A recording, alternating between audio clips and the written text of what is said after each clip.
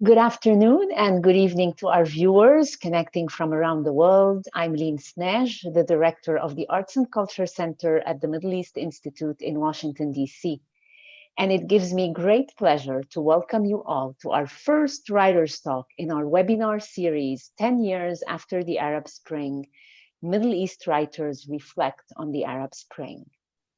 The series is co-hosted with George Mason University's Alan Cheuse International Writers Center and features leading writers from the region reflecting on the Arab uprisings and their impact.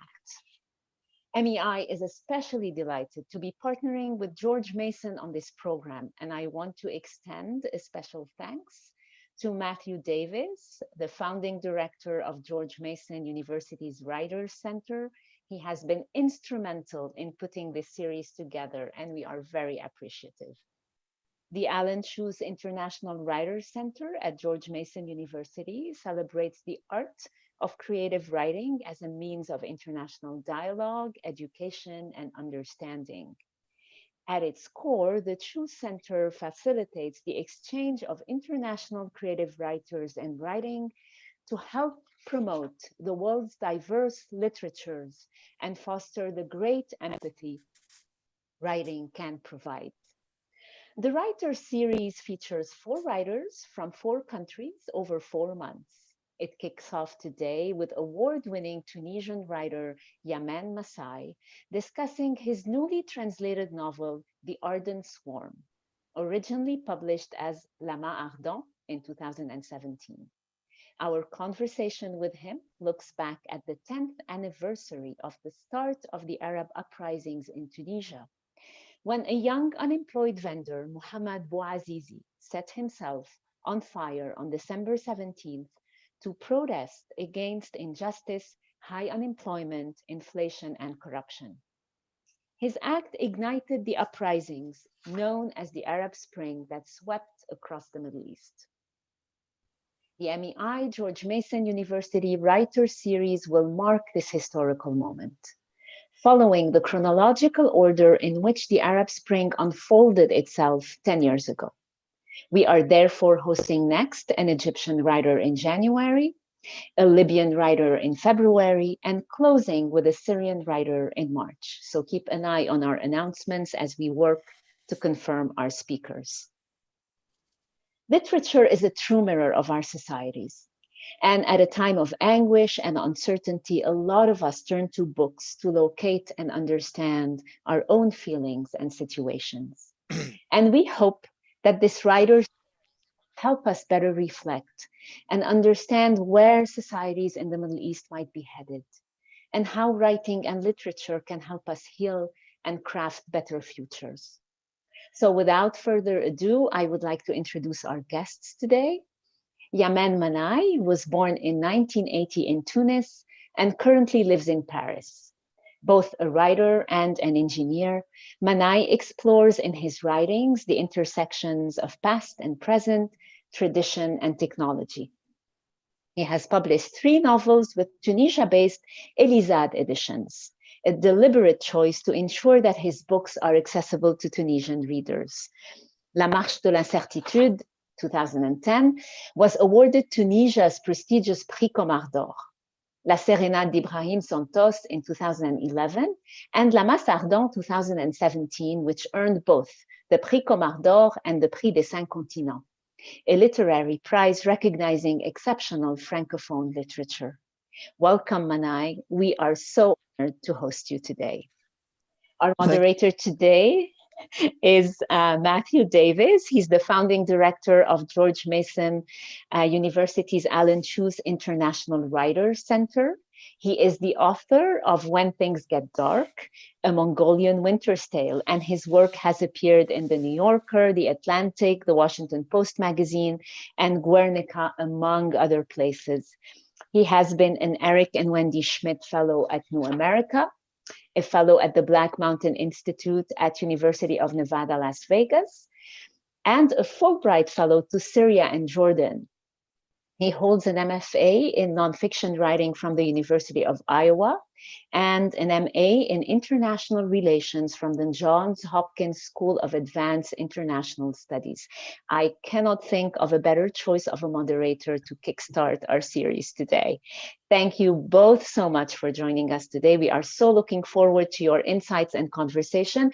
But before we begin, just a few housekeeping notes to everyone. Our moderator looks forward to taking audience questions through your Zoom Q&A feature that you see on your screen. For those calling in by phone or watching our panel on the live stream, you can ask a question by emailing events@mei.edu.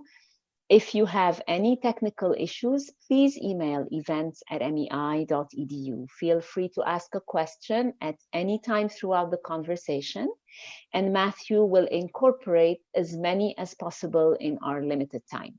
With that, I would like to turn this into the capable hands of our moderator. So over to you, Matthew. Thank you very much, Lynn, and thank you to the Middle East Institute for co-producing and hosting this event series with us. We're really, really thrilled. And thank all of you for listening and attending. And of course, thank you to Yamen for joining and participating in this initial event. Yamen, how are you doing today? I'm great, and I'm very happy to be here to share with you my knowledge about this Arab Spring who started in Tunisia. I'm very excited to start the conversation with you, and thank you to give me this visibility to me, to my country, to my novel, and let's go. Fantastic. Yeah, we're going to start today's conversation actually with a short reading. Yamen is going to read in the original French the first paragraph of chapter 1. Then I will read that same paragraph in English in the translation by Laura Bernard. So Yamen, why don't you start reading it in French and I will read it in English. Okay, so this is the French version of the book, was translated in this English version, and I'm very happy to show it to you, and very happy also to read the first paragraph of the first chapter, and let's go. Nul n'ignorait que le Don donnerait sa vie pour ses filles, et cela sans la moindre hésitation. Par amour pour elles, il était capable de tout. Ne leur avait-il pas voué son existence, montant pour elles de nombreuses citadelles? Ne s'était-il pas mesuré à un ours de Numidie juste pour leur offrir les plus belles fleurs? N'avait-il pas rompu avec les princes et les amours pour se consacrer entièrement à elles? Ainsi, quand la nouvelle de la mort de certaines d'entre elles dans des circonstances troubles se propagea de bouche en bouche, une réaction paraissait inévitable. Thank you. I always love hearing the original language of a writer. It's beautiful. Thank you, Yamen. And here is the translation. Everyone knew that Sidi would give his life for his girls and do so without the slightest hesitation. His love was such that he was capable of anything. Hadn't he devoted his life to them, building them citadel upon citadel? Hadn't he confronted an Numidian bear just to bring them the most beautiful flowers? Hadn't he defied princes and renounced love to dedicate himself entirely to them? And so, when news that many of them had died under troubling circumstances spread from mouth to mouth, a reaction seemed inevitable.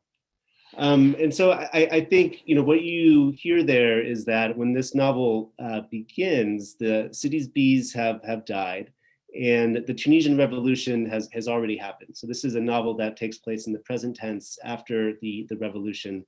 But I wonder if we could start, Yamen, with maybe you can talk to us a little bit about your own experiences with the Tunisian revolution in terms of where you were, what you were thinking, and what you were feeling while it was going on. Actually, I was in Paris, and I was very eager to see this moment happening in Tunisia. I expected it to happen, and my second novel, which was published, I wrote just before the revolution, was already speaking about people trying to have their destiny in their hands and carrying on a revolution. So all the indicators in Tunisia shows that the situation was very close uh, we were ready to change. The winds of change were there, and we were all surprised by this moment when Bouazizi, as Lion said, burned himself to fire this revolution, to made it to made it concrete. And this started from the hinterland, and progressively it comes to the cities, and in the cities all people were out to say that they cannot live in this atmosphere anymore, the atmosphere of corruption, the atmosphere of poorness, and we wanted change. And I was very excited, and also I was a little bit anxious because we don't know what the reaction of the government would be, of Ben Ali would be. And we found out that this tiger was in paper, and in almost 3 weeks, 1 month, the dictator was out, and we had our destiny in our hands. I was in Paris. I was looking for this on my TV, and with a lot of Tunisians living in Paris too, we made some meetings. We try to express ourselves. We try to say that this dream need to be carried till the end, and we had to fight for it. And it happened, and we were involved. Even we were aboard, we were involved in it. We felt that we are a part of it, and we did a lot from here to let people know about our fight. We spoke to media in France. We tried to tell them that it's not about insurrection, because there is a lot of European governments who tried at first to help Ben Ali to maintain his power. But we speak to them. We told them that the situation is not as they imagine.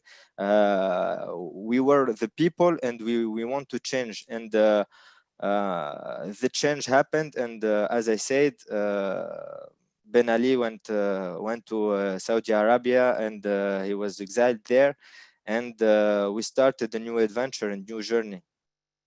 Yeah, and a moment ago you mentioned that Tunisia seemed ready for change, and I wonder, for those in the audience that may not know exactly what life in Tunisia was like before the revolution, maybe you could talk a little bit about what it was like for your average Tunisian, and maybe why the circumstances. So the image that we had for long years of Tunisia is image of a touristic country. People came there to spend their holidays. They're happy to see the beach, the sun, and they thought that we are happy to live there. But for the most of Tunisia, Tunisia looks like a big jail in which we were imprisoned because we didn't have even the right to dream, because every dream was difficult to concrete. If you want to set up a business, you have to pay, you have to share your benefits. And I'm not talking about taxes. I'm talking about giving bakshish there, bakshish here. Even if you are a taxi driver, you have to share your benefits. If you set up a business, if you are an artist, there is a lot of things that you cannot talk about. It was a dictatorship, as very classic, and the impacts were huge, because as I told you, every people who are trying to earn their life, and it was for them very difficult. We were unable to travel. We have a passport, but nobody want to give us visas, because they knew that we are poor, and if we have the chance to quit the country, it's not for tourism, it's have another chance aboard. So this is why we were not allowed a lot to travel, and the educational system were less and less interesting, and even there are topics that we didn't study anymore. For example, my mother is a teacher, is a school teacher, and I have access to the textbooks that the students have in their hands, and which build them. And when I was young, there is topics that we studied: the struggle for freedom, the fight against the colonialism, and those. There is a vocabulary, there is words and text that disappeared from the textbooks of the students, and we don't talk about freedom anymore. We don't talk about the struggle to have a better life anymore, and we started like being uh, we started sleeping. We started sleeping for years and years of Ben Ali reign, and it was not possible anymore to live in this atmosphere. I Yeah. think. Yeah, and so you have the revolution happens, and the Ardent Swarm, the novel that you've written, it sort of takes place in the years after the revolution. And one of the things that I loved about this book and this novel is that within the novel there are actual historical events. I mean, there are elections, there are the assassinations of lawyers, there are foreign governments interfering or impacting what happens in Tunisia afterwards. There's the rise of terrorism and Islamism in Tunisia. And so in that way, it's kind of like a classic social novel, but it's not, because there are great elements of sort of like a folk tale almost, or an oral tradition that Tunisia has. And I wonder, as you were beginning to conceive of the book and write it, I mean, why did you sort of choose those sort of two ways of telling the story, the social novel, but also merged with sort of a folk tale?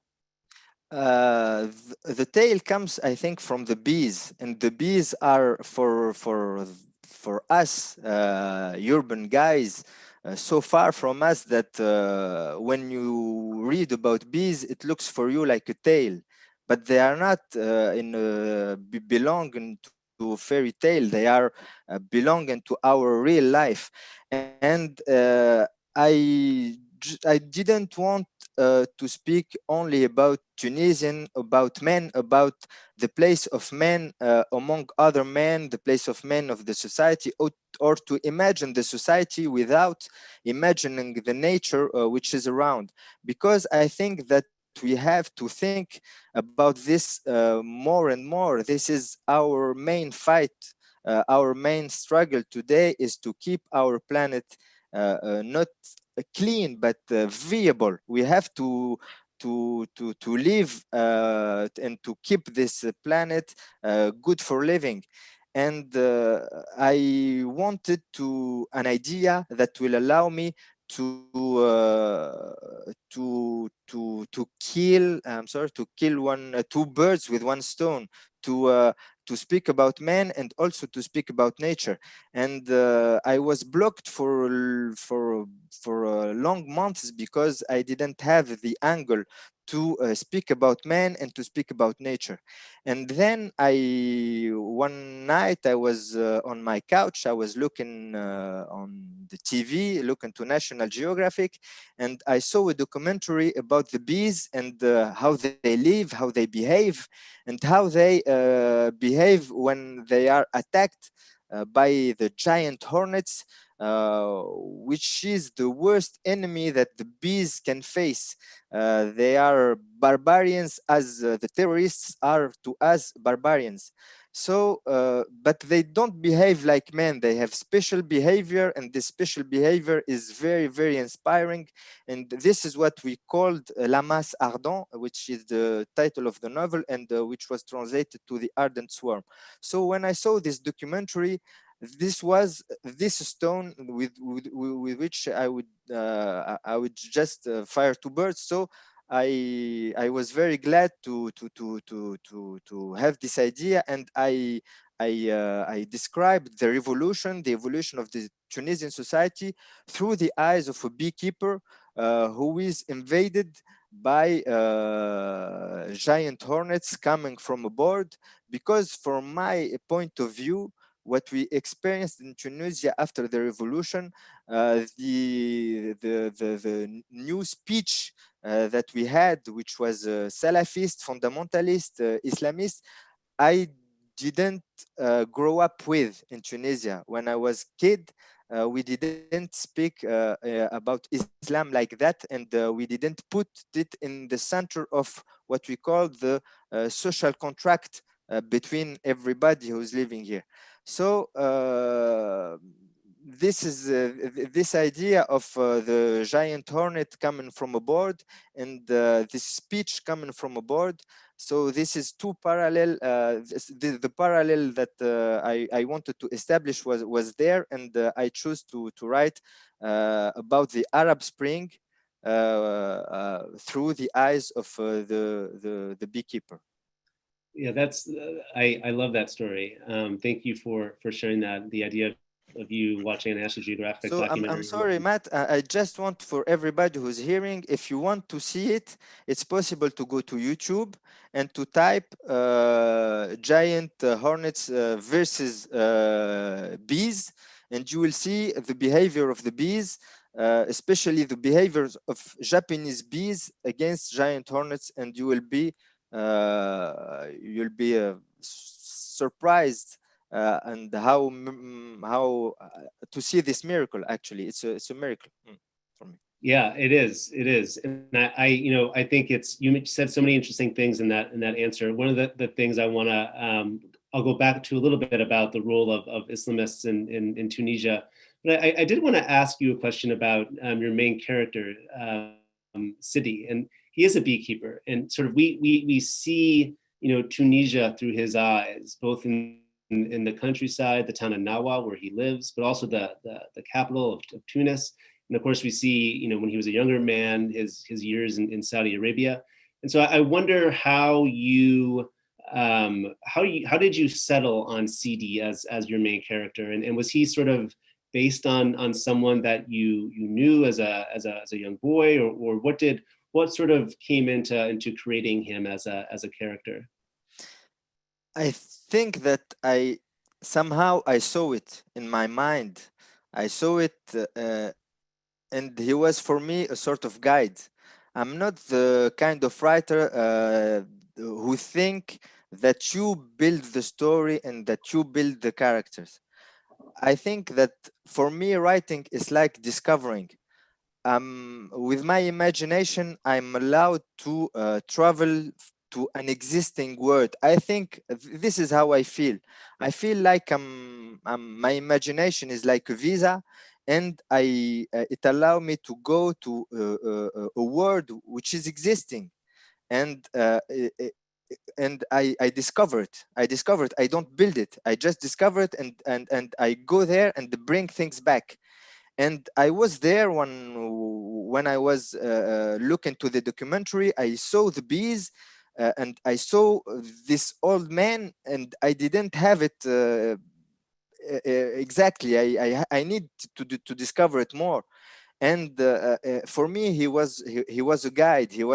He's a sort of a mystic guy. He lives with the less interactions possible with the other man. He didn't enjoy the experience that he had with the others when he was young, and the only thing that which fascinate him in life is bees. He loved his bees. He dedicated his life to his bees, and it was for me a guide. I follow him. I try to imagine him, and he guided me for in my novel. He was walking in my mind, and I just was describing what he was doing. But I didn't feel myself the maker of Sidi, but I felt that Sidi makes me. Yeah, interesting. That's interesting. That's great. So I do want to return to the what you said earlier about the Islamists and about how when you were growing up, this sort of Salafi view of Islam wasn't present in Tunisia, and the idea of terrorism in Tunisia it didn't exist when you were younger. It's interesting because as I mentioned in the novel, there's elections that are going on. And in this town of Nawa where Sidi lives, initially this group of young political activists come to the town and they're trying to drum up support for their candidates. And so they hand out all these flyers about the different positions that, their candidates are taking to help and push Tunisia forward. And then shortly thereafter, a group of Islamists come to the town and they bring their trucks. And instead of handing out information, they hand out blankets, they hand out food, they hand out, look at this icon and vote for this icon, in the elections. And of course, they end up winning. And it's interesting from that perspective to also the perspective that you were saying a moment ago, how a lot of this was not part of Tunisia before. And if I may, I want to read just two passages from the book that I found to be just really, really indicative of some of these ideas. And one, they both happen about halfway to a little bit of 2/3 of the way through the book. And one of them is when Sidi discovers a crate. In this crate, he discovers the nest of hornets and how they came to Tunisia. And so he's thinking about this, and sort of this is what Yamen writes. He says, this is through Sidi's eyes. How could he have known that the warehouse he was imagining was part of a factory located in the province of Shaanxi in central China, giant hornet territory, and that the workers of all ages exploited there fashioned all manner of textiles day and night, known that these goods had been ordered by the crown prince of the kingdom of Kafar, and that the container of hornets had traveled in the hold of his yacht, known that a few months earlier the sheikh, head of the party of God, had rolled out the red carpet at the Sidi Bois port to the same prince, bearing money and hornets to get his party elected to lead the country. Once again, man, in search of land, gave the plague to his fellow man in the folds of his offerings. So this idea of these hornets coming from abroad, these ideas coming from abroad that sort of are infiltrating this country. And then here's another passage. This is from a journal that one of the main characters is keeping. And this character works at a university in Tunis, and he's a professor, he's an administrator. And in this journal, he writes, "The university is in danger, like many places where the mind shines. Yesterday we feared amnesia and abandonment. Today we dread fire and destruction. Now they're telling us how to talk and dress, but soon they'll be telling us how to think. What will be on the agenda for tomorrow? Since the party of God's rise to power, pressure groups have formed under its indifferent and often complicit gaze. They're gnawing at the foundations of our culture from below. And above, a new wind is blowing, dry and arid like the desert in which it formed, carrying black flags and imported ideas. These groups reject the idea of sovereign nation state and attack its symbols and representatives. They extol utopia of beards and veils, of lash-covered backs, of cut-off hands and heads, an empire in which every man would be mutilated, lacerated, or amputated for what man has not sinned." And I think one of the things that I found very interesting about the parallel that you just drew between the hornets and these ideas of terrorism, of Islamism, the bees, they learn to combat the hornets through the ardent swarm, through learning from nature and being nature. How do you think Tunisians can combat the ideas of Islamism, or what do people take away from nature, from looking at the ardent swarm to help as a collective combat these ideas? I think we should have some inspiration from nature. We have to look to nature to solve our problems, but I don't think if we are really nature to do this. I hope so. I hope that that the Ardent Swarm and that other artists and other naturalists will help us to see further, to see deeper and to think more about our living and our way of life. But what I think what will help Tunisia to struggle against Islamism are women, because I grew up in a country in which women were working, and if I am here today, it's thanks to a working mother. My mother raised me, my mother feed me more than my father. And I think this is a thing that Tunisia is proud of, and this is part of the legacy of the last decades and after the independence of Tunisia. uh, Women went to school, women were a part of the society, and today they refuse that they refuse being told that they are inferior to men. They should keep their house. They should not speak in the public spaces. They are against that. And the main opponent, political opponent today to the radical Islamism are women. And I think that this is what somehow is going to save us. um, as you said, I didn't rise up in a country who put Islam in the center of the social contract, but we are a Muslim country. We didn't deny this part of our identity. Myself, I am Muslim and I'm proud of it. And even if you look to my book, it started with an excerpt of the Quran, because there is a surah told the bees. Quran speak about bees, but the problem is that we some people have a lecture of the Quran and of the religion, which is the reflect of their will of domination, and they use it to dominate, to have position. And we refuse that. We refuse that religion. We refuse that God will be an alibi for them to take over the country, to take over the revolution.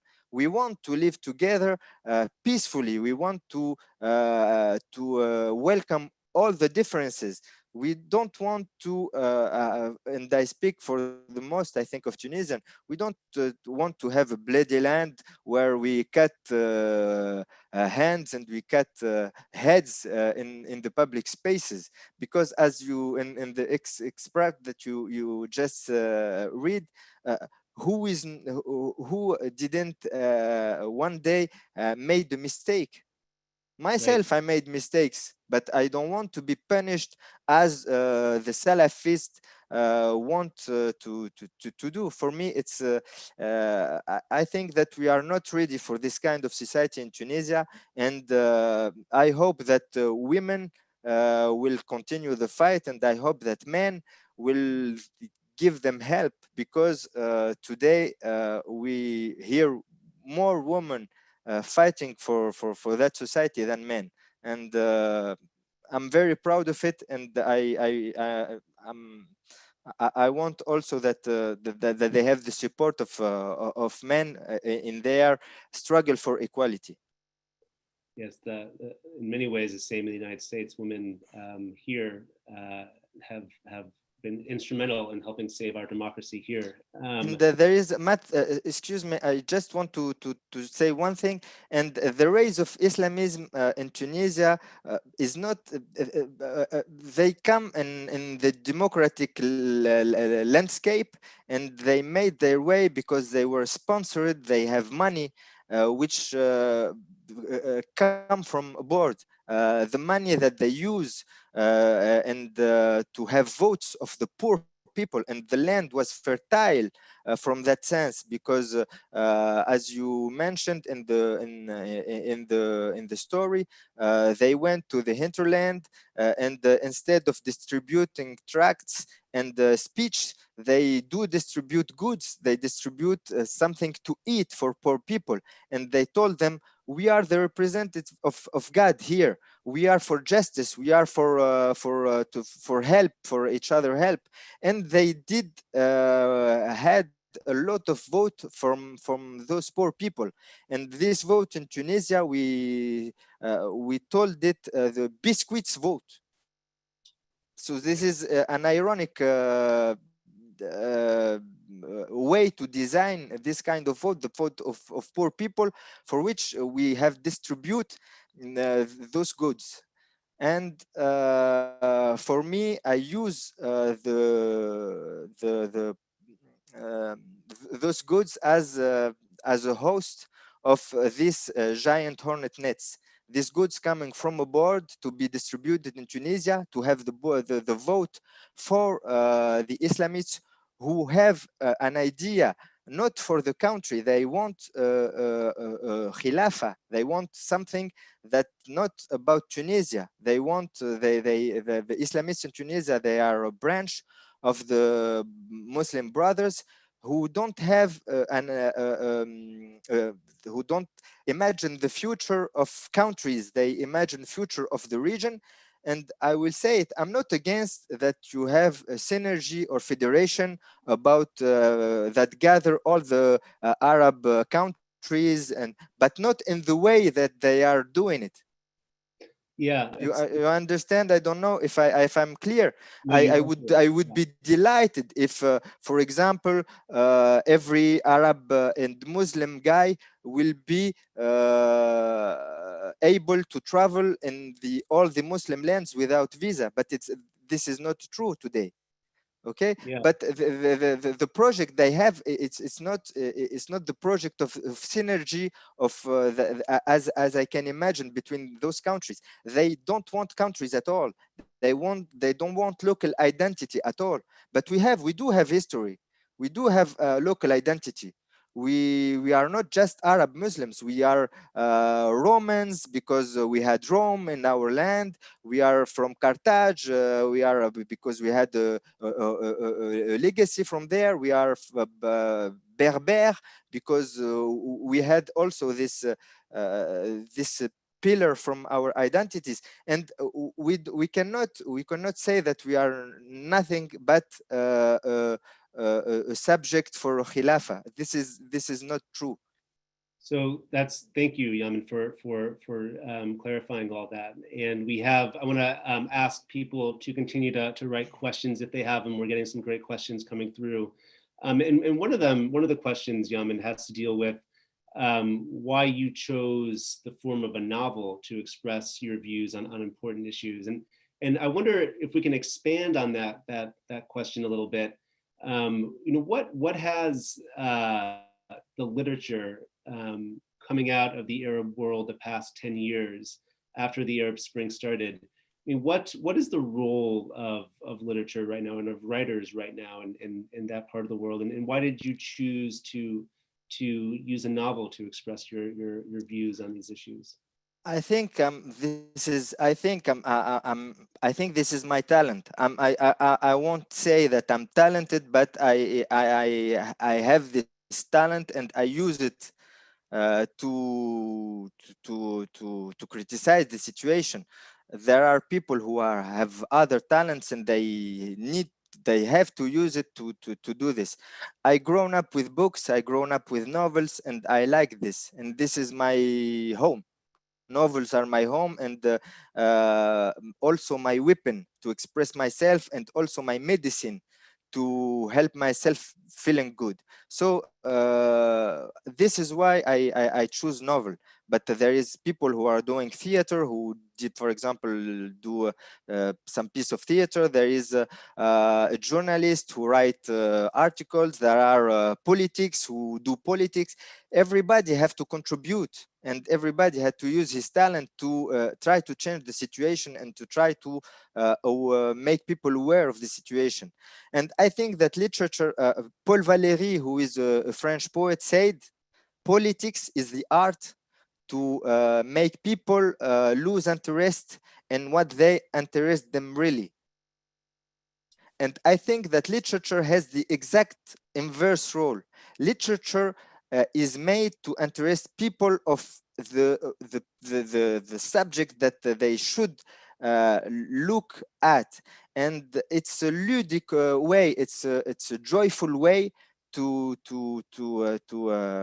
be conscious, because sometimes when you listen to a political speech, when you listen to you don't feel convinced, but novel will give you the imagination, will give you the nuances. I don't know how you say it.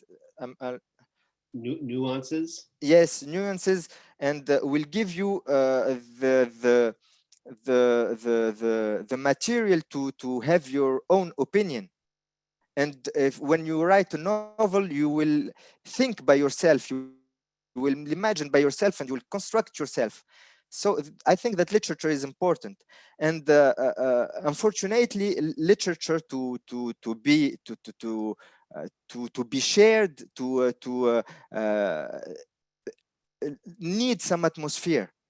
If you are a country which is in war, for example, like Syria, like Libya, you can you can write a book, but you cannot share it, you cannot publish it, you cannot print it. There is no library to sell it. So unfortunately, to make literature important, we need some peace, and we need some infrastructure, we need some printers, we need some editors, we need some libraries, and we lost those. We lost all this thing in the last decades because of dictatorship, because the dictators don't encourage people to publish books, and we lost it because of the wars, and Iraq and Yemen and everybody in the Arab world. There is war, and unfortunately you cannot read under the bombs. Yeah, yeah, yeah. You're in France right now, Yamen. I want to ask a question that was asked about, after the Tunisian revolution, when the economy in Tunisia was depressed and ordinary people struggled to make a living, and sometimes became cynical and desperate. Did Europe, in particular, do enough to help Tunisia? And if not, why not? Actually, if you speak only about finance, I help my family. So and I help my country by writing. What about European countries though, like France? European countries. I think that how I would say, if they give you something, they will ask you to give them back something. For example, I will give you money for that, but I want to have this land, I want to have these investments, I want even, I will give you guidelines to respect, because this is how I see your own developments.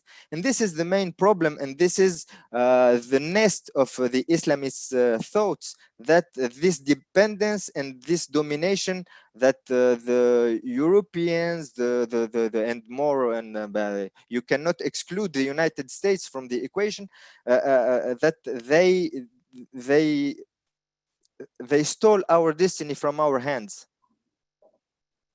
We need to have our own project. We need to try to make it by ourselves, and without leaning on the money of the countries of the Gulf, or the countries of Europe. Or we I think we are Tunisia is a small country. We are like 12 million people. So in China, for example, will be just a suburb. Okay, so we have the possibility to make things different, to make things differently, by and counting on ourselves to do it. I say that we may not need help from other countries, but we must lead the project, and we must make the compromise that made sense for us, and not have guidelines from the FMI, and other institution, who even decide for you what how your educational system will work.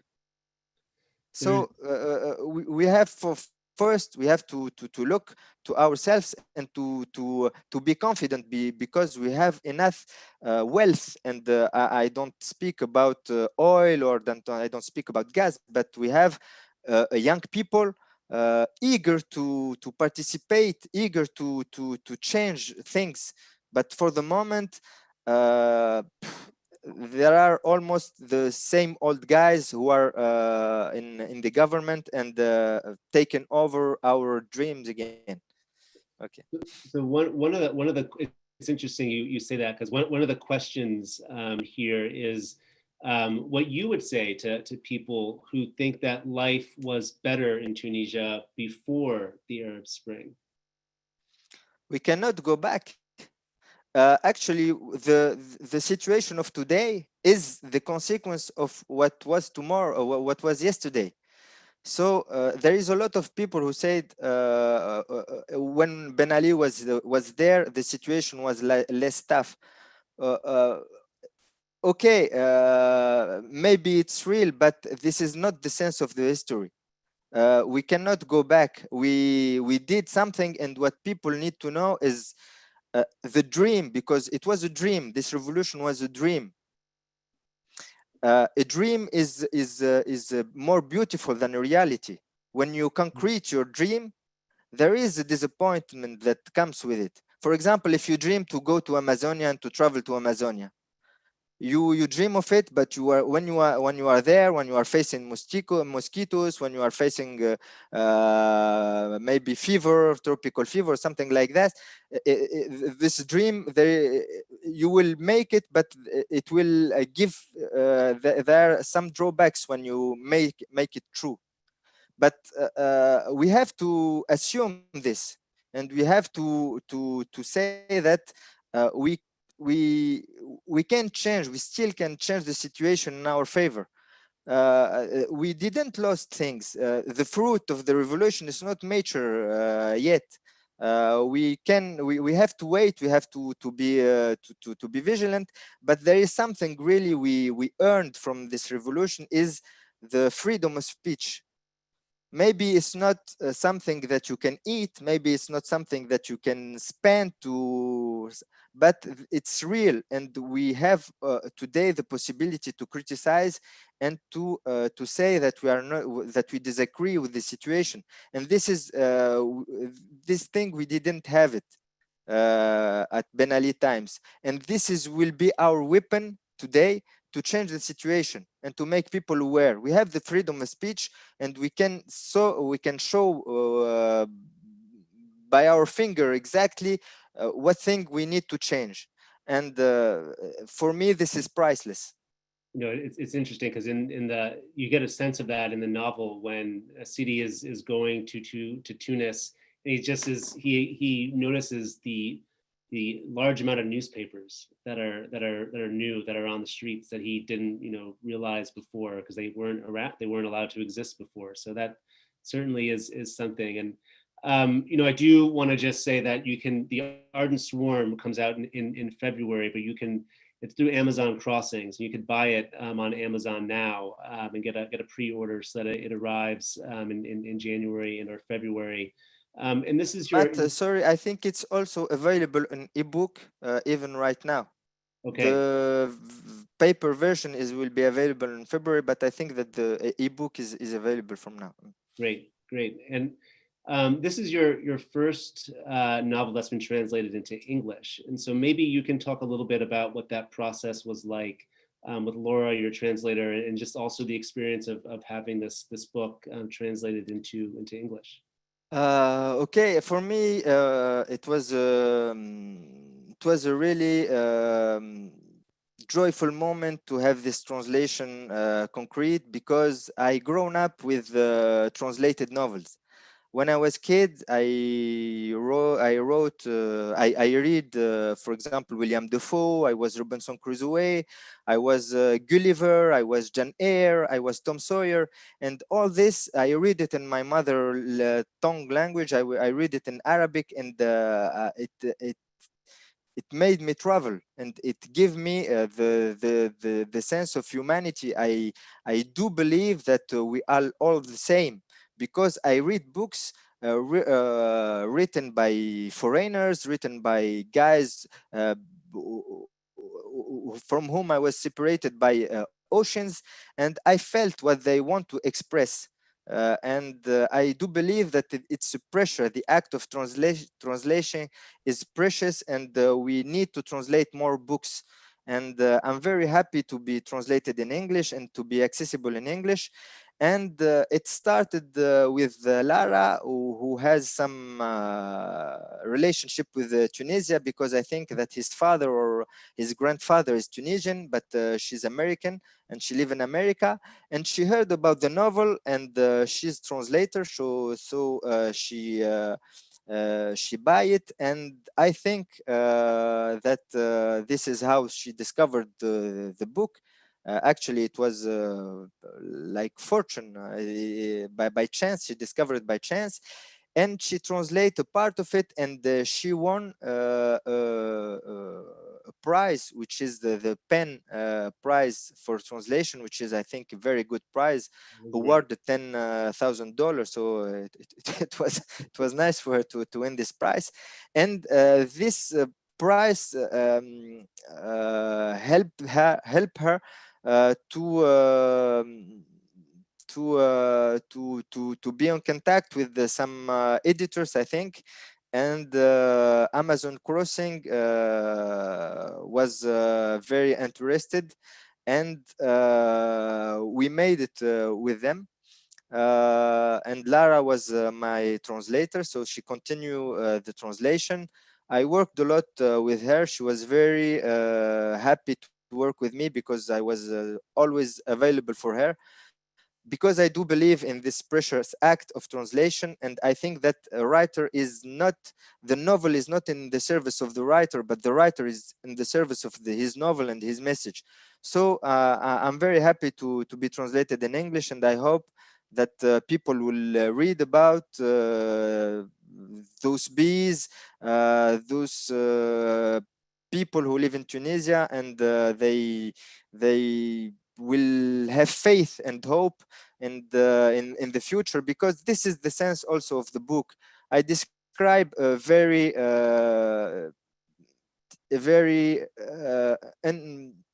difficult situation, but I don't deny hope in it. I don't deny the fact that we should be and we have to be optimistic. Yeah, that's something that we'll come back to towards the end of the conversation, and because I really want to discuss your optimism. And there's been a couple of questions that have come in just about the literature of the region and about writers from the region, and one of them is, I mean, are you, so we've talked a lot about freedom of expression and about the opportunities that now exist in Tunisia to write more freely. Are you in touch with writers from across the region, whether it's Tunisia or Egypt or Libya or Syria, who maybe don't have those opportunities? And what does freedom of expression mean to Arab writers right now? And how are they able to sort of achieve that? Freedom of expression is the thing that make me quit my country. When I was a young adult, when I was a teenager, I had access to French medias, and French medias are very free to express themselves, and even they can shock other media. For example, Charlie Hebdo is even for the US medias is shocking. For me, it was the land where all the thoughts are allowed, and it was very important for me, coming from Tunisia, where everything is a taboo. I was very happy to move in France and to find this freedom of speech and the capacity to criticize everything. This is very important, and this is why I move from Tunisia, and this is why I'm very happy that my country is a leader now in this field, and even more than France, for example.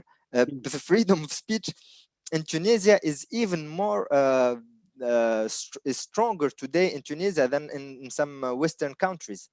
And unfortunately, I'm not really in touch with the local writers. I know some Arabic writers who write in French, but they live also in Paris, and they have this freedom of speech because they are abroad. But I can imagine the frustration of the artists and the other intellectuals who are living in countries where the freedom of speech is very controlled.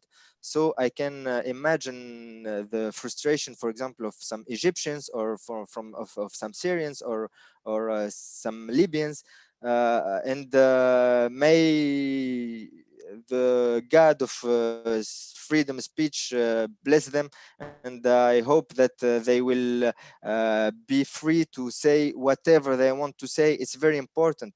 We are nothing but what we speak, what we think, and this is very important to have this right. That's beautiful. The God of freedom of speech. I like that expression. You had mentioned a moment ago, and this idea of optimism, and you once told me that optimism is a necessity. You said otherwise you will give up, and so I want to ask you about your optimism about Tunisia and your optimism about the future of the country. Can you talk a little bit about where that optimism is based, how you get to be optimistic, and then what you see, when we're talking 10 years from now, what will these next 10 years of Tunisia be like?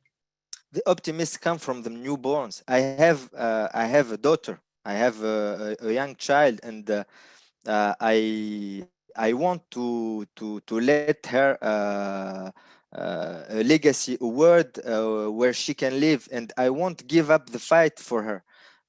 I will always believe that I can do better, and the world can be better, and I have to do my best, always to do my best to live her word, which is worthwhile, and to tell her to look her in the eyes and tell her that I did do my best. I'd never give up the fight for her, and I do.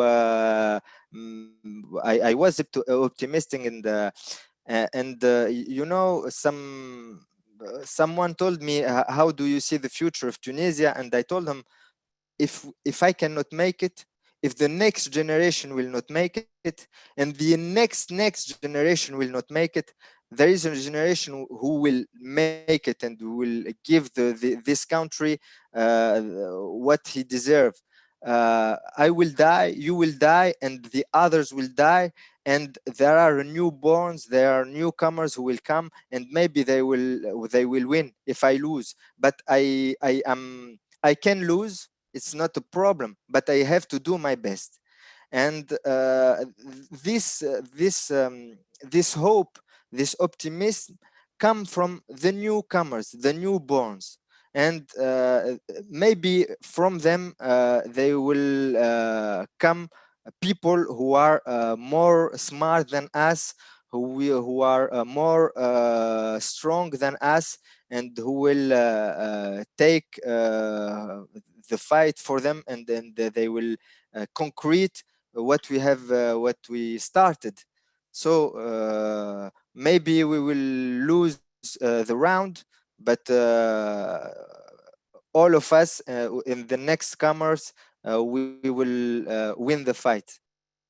Thank you. That's beautiful. And I as a father of a newborn myself, optimism is really the only way forward in many ways.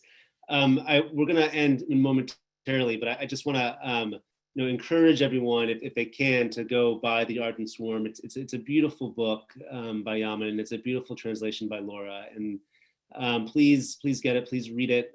Please join us for our future conversations of this series in January, February, and March. I want to thank the Middle East Institute and Lynn for helping to put this series together. I want to thank all of you for joining and asking such great questions.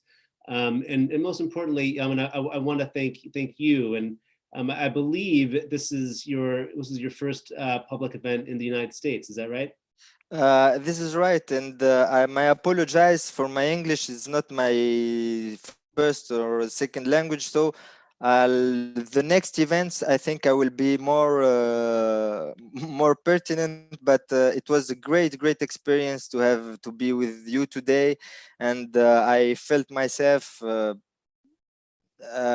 the place that I should be. That's great. Well, thank you so much for joining us, and again, thank all of you for coming. I really appreciate it, and I hope you all have a wonderful rest of